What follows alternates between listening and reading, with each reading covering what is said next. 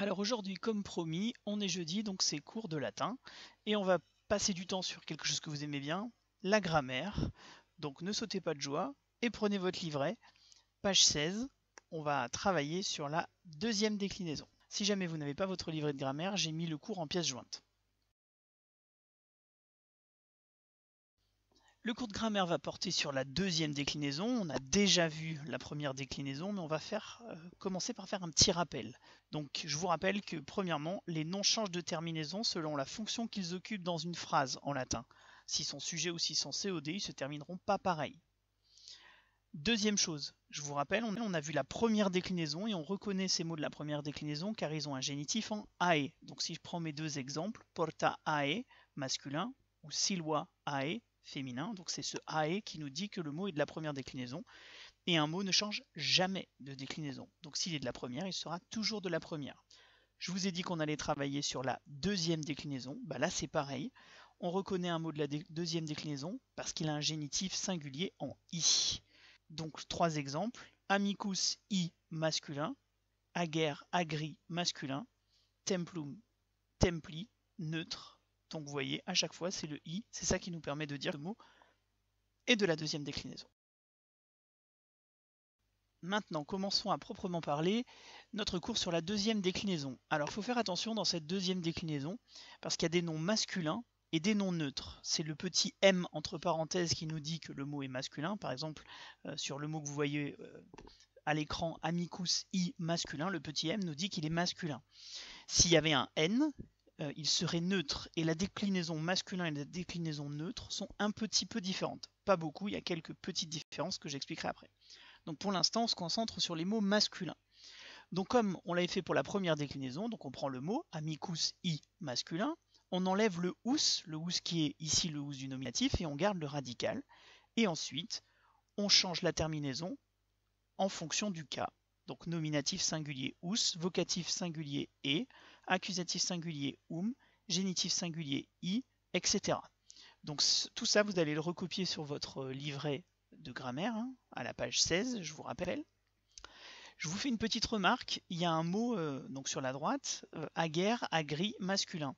Alors comme vous pouvez le voir, c'est un mot de la deuxième déclinaison, puisqu'il a un i au génitif. Si vous regardez toutes les terminaisons, accusatif singulier, génitif singulier, etc., ça ressemble, c'est exactement la même chose que amicus. Il y a juste une bizarrerie au nominatif et vocatif. Ils ne font pas ous et, ils font er. Donc ce mot-là, il fera aguerre, aguerre, on lui rajoute rien. Et après, il fait i, o, i, os, orum, is, comme les autres. Les noms neutres maintenant. Je vous avais dit que ça ressemblait au masculin.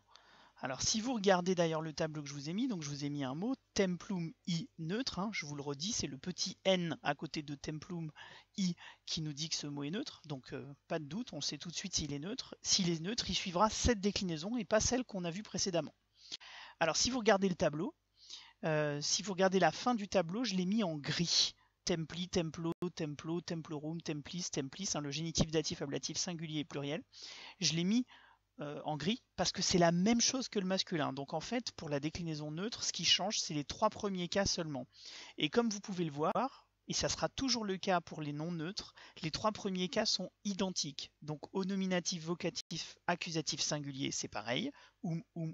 Templum, templum, templum.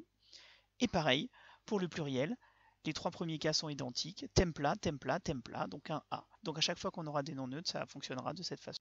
Le cours de grammaire est maintenant terminé, vous voyez, c'était pas long et pas douloureux. Il suffit juste de faire les exercices pour voir si tout ça est compris.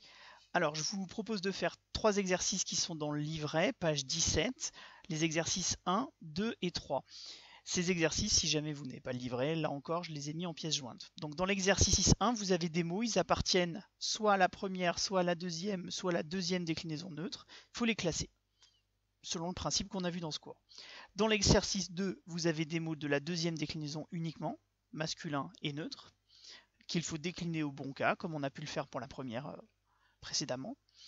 Et dans l'exercice 3, vous avez des mots de la première et de la deuxième déclinaison. Donc faites attention, ne vous trompez pas de déclinaison. Il faut déjà voir à quelle déclinaison ils appartiennent et ensuite les décliner correctement, première ou deuxième. Une fois que vous avez fait ces exercices, vous vérifiez avec la correction que j'ai mis en pièce jointe dans ce document. Si vous avez des questions, je suis à votre disposition. Vous pouvez me contacter par l'ENT si ça marche. Vous pouvez me contacter par l'adresse mail qui figure sur ce document. Vous pouvez aussi me contacter par Skype. Et si vous avez des difficultés à vous connecter à l'ENT pour récupérer les cours de latin, en tout cas, ils sont présents sur le blog de latin dont l'adresse s'affiche sur votre écran. Donc ils sont toujours disponibles. À jeudi prochain.